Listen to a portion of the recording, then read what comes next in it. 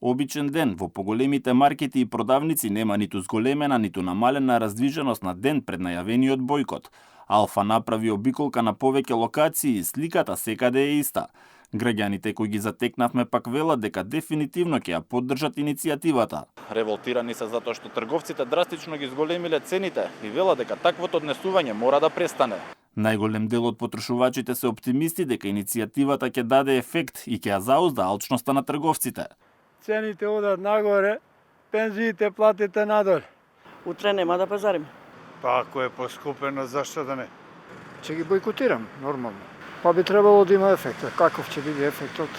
Мислам дека тоа треба да биде работа на владата и власта. Нема да пазарам. Се надаме дека владата нешто ќе ни помогне да намала цените.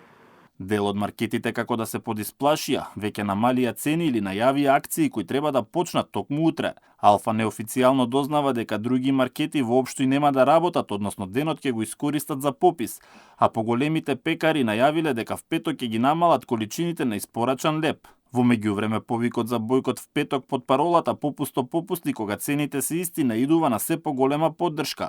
Зад акцијата застанаа и од организацијата на потрошувачи и синдикатите, а сега на истата се приклучија и од занајчиската комора која ги повика граѓаните да направат поправеден избор и да пазарат кај малите трговци.